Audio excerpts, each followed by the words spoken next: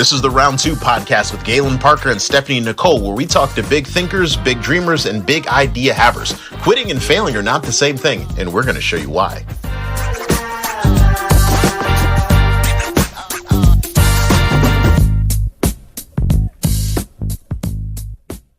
Ladies and gentlemen, we are back. I know you missed us. It's been a 2-week break. It was mandatory. We needed it. We needed the rest. Some of us, and I'm not going to point any fingers, was outside more than others. I was inside reading my Bible for the past 2 weeks. Was everyone else? I don't know. Stephanie, ladies and gentlemen, this is a Round 2 podcast starring Stephanie Nicole. My name is Galen Parker. Stephanie, how are you doing? Say hello to the people. Hey everybody, I'm doing good. How Okay, that's a little bit more than you usually give us. So I know the episode's gonna have a good flow when she gives us a hey everybody, and then she flips it back to a question. You know, I'm doing good. I feel good. I smell good, look good, all that stuff. I'm moisturized and melanated, so I have no complaints. How was your 4th of July? I didn't do anything. I stayed in the house, but I had fun in the house. I got some stuff done. What about you? Okay.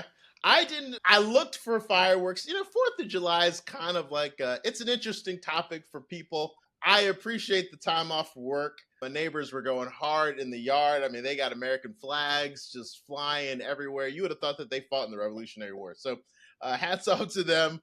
I know they spent a grip on fireworks. Like our neighborhood, at some points, it was lit up like it was daytime. And I was just like, man, it was like, and there were no gunshots. This is not my youth in New York. This is suburban Virginia. I was just like, okay, this is nice. I was still a little unsettled. I still double locked all the doors just in case they try to get crazy with it. But I'm glad we are back. Guys, we've got a great show for you today because we always have a great show. Last week or a couple weeks ago, we kind of discussed with, I think it was with Joshua Salter. Joshua's in tour management. We've talked to people about wholesaling, real estate investment, building coaching classes. All of these things are great, and this is going to be no disappointment. We've got Mr. Will Roundtree in the building, and if you do not know, you can see the name behind it, the full-time CEO. I love that, which I'm going to figure out a way to find that on Etsy or Amazon. If you haven't, trademark. Full-time CEO, trademark. I'll misspell it so I can put it in there. Will he's been so nice of us. He's got a lot of engagements. He's a busy man, but he was kind enough just to kind of give back and talk to us about building not just your own brand, but just building yourself up, and then just some sort of cerebral things that I think it's just very important when we talk to entrepreneurs about, you know, what are the next steps? How can we build a business or just a future, some stability. So Will, thank you for coming. Will, give them an idea before we break it down a little bit, who you are and what you do. Absolutely. First of all, thank you both for inviting me on. I know the schedules were, trying to curate each other, but I'm glad it finally worked out. But for those who don't know me, my name is Will Roundtree. I'm originally from Milwaukee, Wisconsin. Grew up typical blue collar background. I was told go to school, get good grades, get good job, get the big house, white picket fence, and 2.5 kids. None of that stuff happened for me. None of it happened. None of it happened. But I did make an attempt to go to college. And while I was in my economics class, I remember my economics teacher telling us that this class will not teach us how to be rich. So I dropped out of school that day. And so from there, true story. True story. And so from there, got into the workforce. I was working for a company. I'm 19 years old, making $47,000 a year back in, I'm gonna date myself, 1998. And I thought I had life figured out. I was gonna retire from this place. And 8 years later, one day went to work, there were chains on the door. And so I didn't know what I was gonna do. I had no real background in anything from an educational level because I had stopped going to college. But what ended up happening is that was probably the best thing that happened to me in my life because I actually got introduced to network marketing.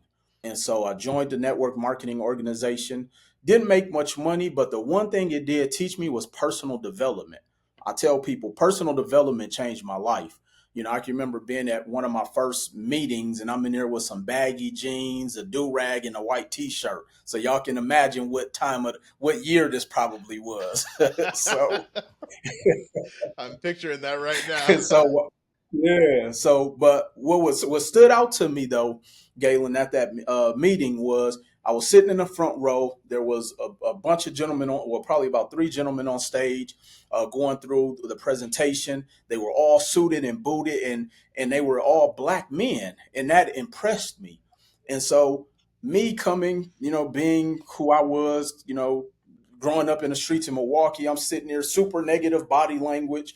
And the gentleman said, "You might want to take some notes." And I said, "No, I'm cool." He said, "Cool gonna keep you broke." Ooh. And Mm. when he said that to me, I had to shift everything about who I was at that time, because for one, my ego was hurt because he said it in front of everybody. But two, I was actually broke. I'm there listening to people who have amassed success, and I'm there with the attitude. And so from that standpoint, it really opened my eyes to being receptive to listening to people. Because, unfortunately, a lot of times when we grow up, we think we know everything. And so from there, joined the network marketing organization, hit one of the top levels of the rank in that company. But what I found out is that if I can't control the money within that company, it's not my company. So I didn't really make much money. A few years later, 2005, my mentor asked me, did I want to move to Las Vegas to start heading up our team that we were building out there. Now, at this time, and I'm kind of skipping over my story, I had moved back in with my parents. Like, I was doing pretty bad financially, but I was looking for some type of change. And I figured moving to Vegas would be that beginning change that I would need. And so I didn't have any money, and I actually had to borrow $500 from my mentor.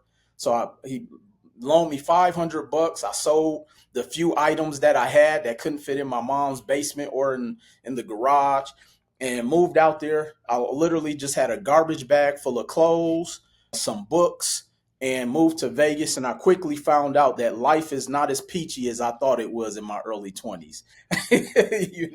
So moved to Vegas. I found out entrepreneurship was brutally hard, brutally, because they don't teach us that the ebbs and flow of entrepreneurship. They don't teach you about the sacrifice it takes. We weren't taught about just the you have to implement to see what works for you and what doesn't work for you, because not everything works for everybody. And so going through those, couch surfing, ended up homeless, sleeping in my car, hiding my car from the repo man for over a year. And so once I finally get past all of that, I decided to go back. I decided to let me not give up entrepreneurship, but let me stabilize myself. So I started working my 9 to 5, and I said, look, I can work my 9 to 5, but then I can still work 6 to midnight on my business.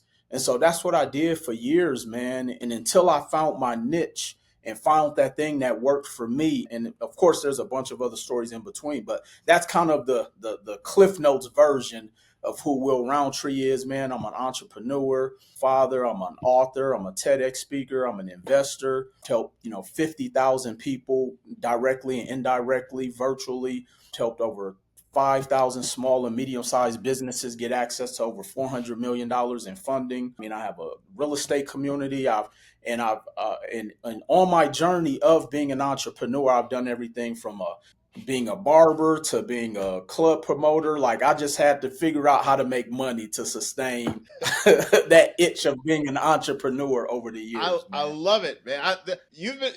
We've been on this show for 9 minutes. I've already written down like all that. I'm like, all right, here we go, and I'm loving this.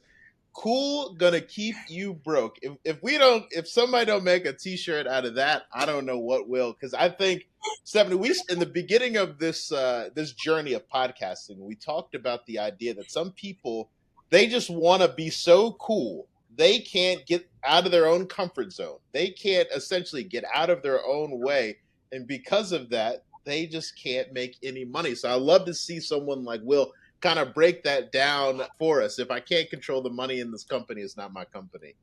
For For Oh, you that's a guys good who one. are listening on, yeah, you're probably driving to work. I hope you guys really think about that. There's nothing wrong with working a 9 to 5. I've done it. Stephanie done it. Will just talked about doing it. But just remember that if you don't control the money in that company, it's not your company. So that's great. So Will, we're gonna back. We're gonna talk about the successes. Obviously, you've made great successes. That goes without question. But I just wanted to touch on the how did you feel? Because that's where some people find themselves. They go to the job, doors are chained. You fast forward, you're Mm. living on your couch, you're back with your parents. Fast forward to that, you're living in your car, you're homeless. What was it that kept you going forward? What was that thing that kind of helped you move in that trajectory? No, absolutely. So I often tell people, and this, so whenever I'm speaking with a group of people and when I'm mentoring with individuals, and we get on this subject about mindset, and I think mindset is so layered, and it's layered because of this thing called motivation that is sold, which I'm not a huge fan of motivation. I'm big on inspiring because motivation wears off.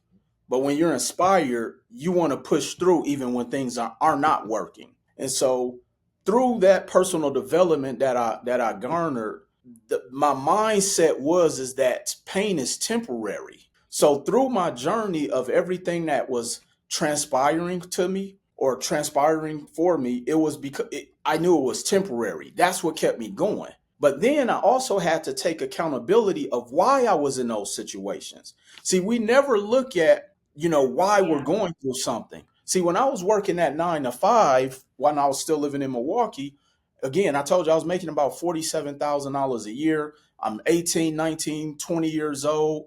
And I didn't have any bills. I had my rent was $370.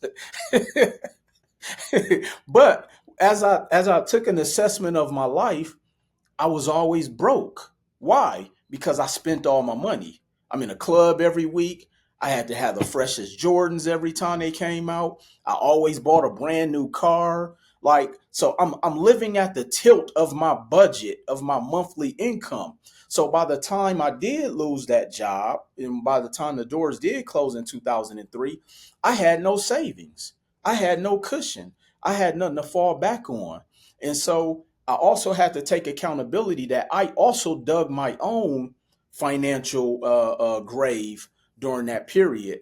And again, because I started learning about, the decisions that I made or the decisions I chose not to make, I also understood that whatever I was going through was temporary and I can change it. I just had to continue to make the necessary steps. And all I had to do was keep moving the needle. I wasn't trying to hit a home run. I just wanted to get I just wanted to hit the ball. And so that's what kept me going through the homelessness, through, putting bank accounts in my brother's name. Like I was out here living living dirty for a uh, minute. I like that because I was watching one of your videos and I want you to break that down for some of them. The idea that everyone wants to hit this home run, and if they strike out, then so this thing didn't work. I've heard so many people. I heard a guy tell me a couple. He was, real estate just don't work. He's like, I tried it before, it didn't work, and I'm thinking to myself, okay. So break that I love idea that you don't have to hit a home run because you made it really clear when you talked about like the batting average. Yeah, absolutely. So in the game of baseball, and baseball players are some of the most highly paid Who athletes you on the telling? planet. You think NBA contracts is crazy? Go look at some of those I- Major League Ichiro's Baseball numbers don't contracts. make sense. I was like, all these zeros? What does he do? It's crazy. But here's what was interesting. This is what I learned. In the game of baseball, a great batting average is 300. And I was like, so you mean to tell me that somebody can get a $300 million contract for hitting the ball 3 out of 10 times? That means somebody who's hitting the ball 1 out of 10 is getting at least 100 million. But see, That's we've been crazy. so conditioned that we have to be perfect and that we got to hit a home run. No, we just have to be able to hit the ball good enough until it starts to pay us or until it starts to pay off for us. And I think also often, and it reminds me of that picture or that meme that we would see on social media for so many years of the person digging for gold. You got so many people who've been digging and then they turn around and give up, not knowing that the gold is like five more, swipes away versus the individual who just kept going. And so we have to understand that you don't have to be great. And here's where I think we also have kind of diluted this journey on entrepreneurship. So many people think they got to be great at everything. Like, I'm gonna give an unpopular opinion. I personally think that this 7 streams of income is bad advice, and here's why. It's bad advice because people think they got to be good at 7 different things. No, what you do is you get really good at one thing and you create an additional 6 streams of income within that wheelhouse. Yeah. And so going back to the batting average, we just got to be able to hit the ball 1 to 2 times out of 10 sometimes, because it only takes you to get one good yes, one good swing, and again, I don't always have to hit a home run.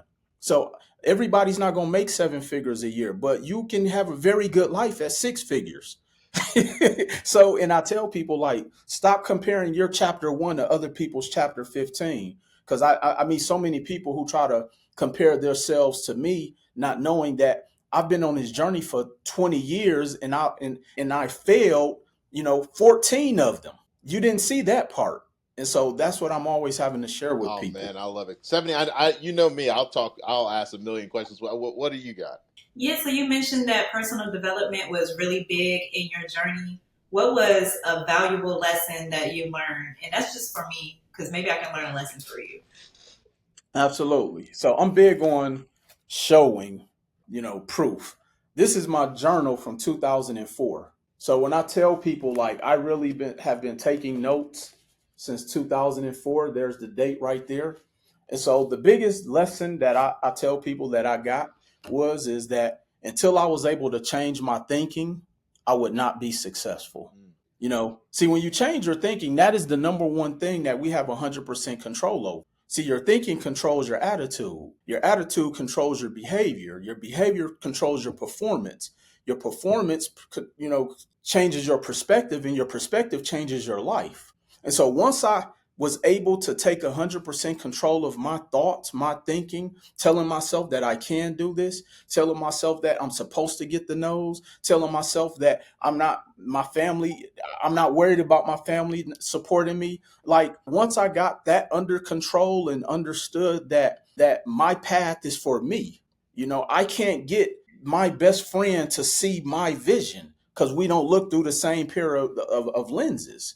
So once I was able to control my thinking, that was the biggest, if I had to say, if it was a super gem that I got for myself, it was me being able to control my thinking and my thoughts. That's a big gem.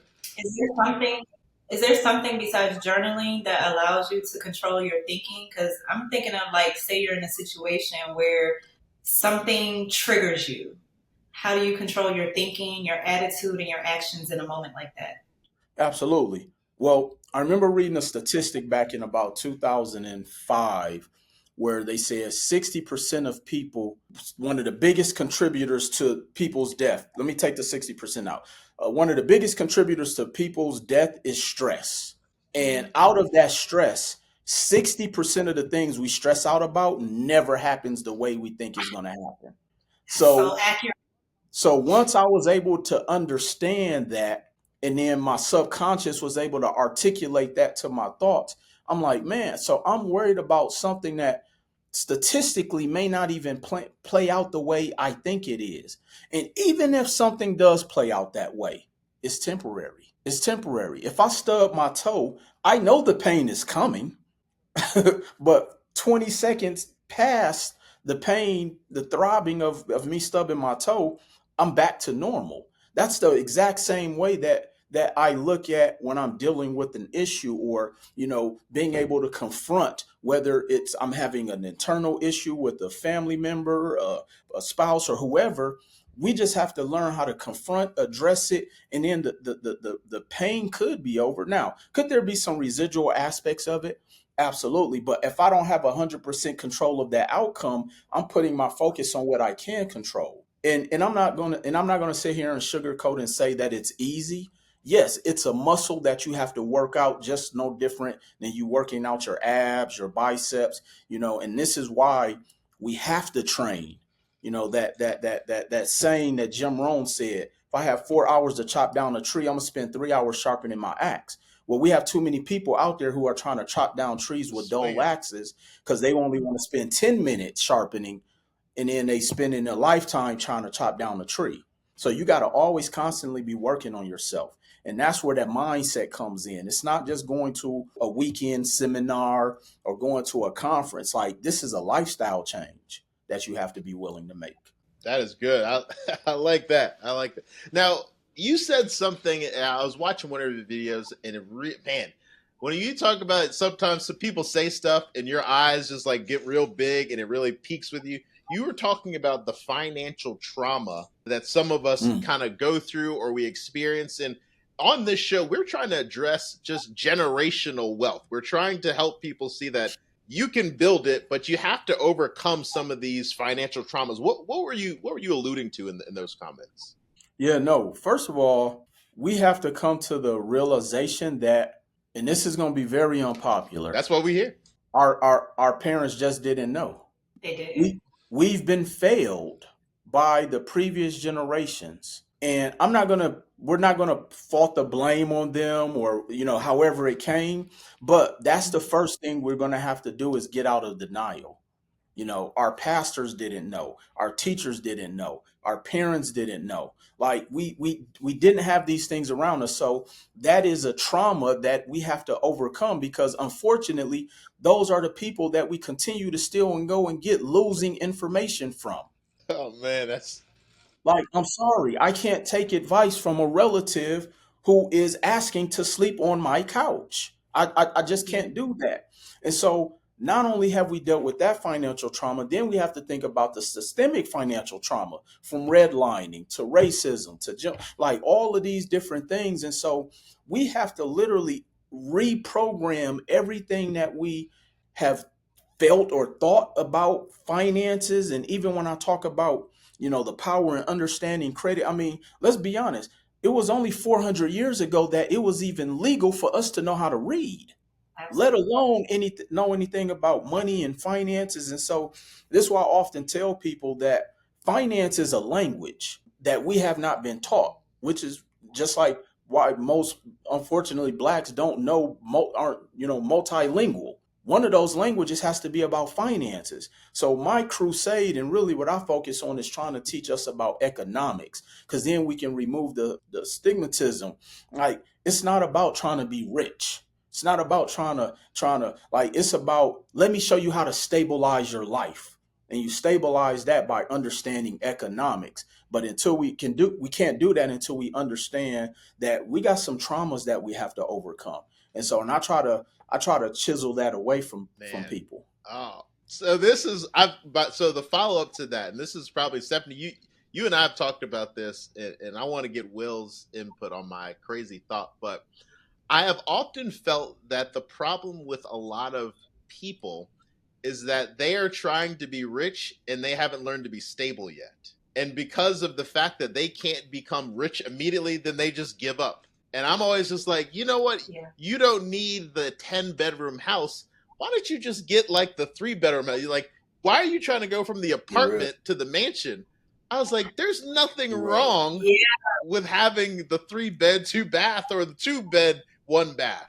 Townhouse, like, people sleep on townhouse. Or a townhouse. I try to sell someone a townhouse, and they looked at me like I was trying to give them like have them live in my backyard. I was like, what's wrong with the townhouse? They're like, oh man, I can't do no townhouse. I'm just like, you've been renting for 15 years straight.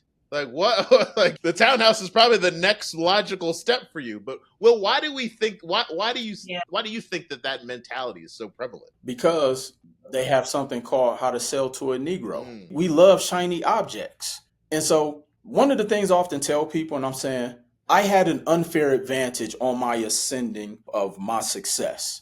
And I said, one of my advantages was when I was going through the execution and implementation of being an entrepreneur, my personal expenses were very low. See, here's one of the biggest issues with the culture of these coaching programs. It's not that the programs that people are investing in to learn these skills and strategies that we teach don't work. It's that people can't afford to implement So if you go and like I tell people, whenever I'm sitting down with the client, I always say, what is your financial goal? And they usually tell me, and it's usually very modest. And I said, no, what is your real financial goal? I want you to think big here. And so they tell me, and I said, do you know that you can pay for that? Every goal has a cost, but are you willing to pay it? So when you think about, let's just say real estate, okay? Now, broken this down in the best way to keep it simple for people as possible. Let's say you want $1 million real estate portfolio, okay? For most people, they'll probably never get to that, but let's just say that's the case. I said, it only takes 250,000 to get that. That's 25% of $1 million. So whatever your financial goal is, if you want to make 200 million or whatever, just calculate how much it's going to cost for you to get to that in the standpoint of marketing and education and implementation and delegation. Who do you got to hire? The professional, all of that stuff. But ultimately what ends up happening, let's say Stephanie has a coaching academy where she's teaching people how to just increase their net worth by $100,000, get one property, etc. And then I spend my last dollars joining that program. But because I got the 5-bedroom house and I got 3 brand new vehicles and I have all of these trappings, but then when it comes time for me to invest in the things that Stephanie told me I need to do to get to that next level, not for the money to go to her pocket, but the things that I have to do to get the desired result, I can't afford to execute because my personal lifestyle is too expensive. So now I quit. I say it doesn't work. I say Stephanie's a scam and Want my do money all of back. these things. I go on the internet and yeah, I want my money back and I'm charged back and I'm going to charge her back, all because I'm not in a position to execute or implement. And so we get in that position, and this is why, because we got this shiny object syndrome. Like I even did a breakdown. The average new vehicle right now in North America is about $350 a month. Average. I tell people, did you know you can buy an investment property for $100,000 and the payment is $738 at 9%? You're driving around your investment property. So we have to, so that's why I say we have to unravel the traumas. First of all, why do you think you need a brand new car? Why do you have to live in a downtown apartment? Is it a status symbol? Like we have to get over these stigmas. And what I've learned is that because, like you say, we want to look rich as opposed to being stable first. Like that's why I tell people, even when I bought my first house, my primary residency in 2013, again, I learned about economics early through my journey of entrepreneurship, personal development. I fired 3 realtors because they kept trying to sell me a house that was at the top of my budget. I told them, I only want to spend X amount of dollars because if I was to ever lose my job, because I was still in corporate America in 2013, I want to be able to have a payment that at least I can go hustle that up. I'm not out there, living at the tilt. Because here's the thing, and I'll leave you guys with this and I'll get to the next question because I think this is really important. I learned that a lot of the times, often lenders, and it's not to any fault of their own, when they're calculating how much you can afford on a monthly mortgage payment, primary residency specifically, they've calculated what you can afford down to the penny, which is why the debt to income ratio is so important, which means if one thing changes within that payment, taxes, your utility costs go up, anything, your budget is out of whack. And most people are already spending at the tilt of their mortgage or their rent, expense, because it's a proud moment to say, oh, my rent is $5,000. My mortgage is X amount of dollars. It's like a pride thing. And so this is what keeps us broke. And I have to tell people, like, we have, that's why I say economics, it's not about money. I know a lot of people, I have athletes who make hundreds of $1 millions who's broke. It's not about the money, it's about understanding the economics of money. That there are episodes like bars. There are episodes where like when it stops, I say, man, that was a great episode. This is an episode where I'm just like, I'm at the listen to this episode myself just to get myself like re-engaged my mind, because that is so important. I can't imagine. So Will, do you offer coaching? Tell the people who are listening, how can they learn more about, because I know they've loved what they've heard. If you guys heard any of these things and you didn't love it, at the bottom of your phone, there's an unsubscribe button. Just go ahead, because this is the type of fire we are trying to bring to you guys. At episode 1 or 2, we said we were going to talk to you like family, and everybody says, "Oh, I love when people talk to me like family." No, you don't. You don't love when people talk to you, because we going to talk to you like family. We're going to treat you like family. So, Will, how do they reach you? Absolutely. Well, they can, find me across all social media platforms at Mr. That's Mr. Will Roundtree. And of course, I have all of my social links, all of the links to my different programs. I do have a pretty comprehensive real estate coaching program, whether you're a novice or someone who's looking to scale your portfolio, which is my REI 90 Real Estate Academy. And the website is rei90.com. And essentially my tagline here is I help you eliminate the guesswork. There's so much confusion in our community about real estate investing. And so I do my best to try to keep it simple. I don't, I'm not the most fanciest, or I don't perform all of the magic tricks, but I'm right in your face. I'm going to give you the receipts, and my focus is results. And so that's what I focus on. That's awesome. I love that you address. I was looking at, I think, one of your programs. You address like the novices, and then this people that I wish we had more time. We got to bring Will back another time. The people who are double. What did I write? Double dutching into real estate. That was one of my favorite lines. I was like, double dutching into real estate, because we all know these people who are like, oh, I'm gonna get in, I'm gonna get out, I'm gonna get in, I'm gonna get out. I'm like, no, Will's got a program for you, man. This has been outstanding. Stephanie, if they need to reach you for your coaching, how do they reach you? I am Stephanie Nicole RVA on everything. Ladies and gentlemen, she said on everything, guys. You are at work by now. If you've been listening, we try to keep these under 35 minutes, but this has been a fire jam-packed. This is a Marvel level event. Replay this. Go back and listen to it again. Look through the transcripts, because there's a gem in everything. And we're hoping that you guys can kind of build your business and realize that just because you failed once does not make you a failure. You can reach me, guys, at _Galen Parker on everything at this point. Those are Round 2 podcasts. Thank you guys for listening. Thank you guys for tuning in. We will see you next time. Goodbye.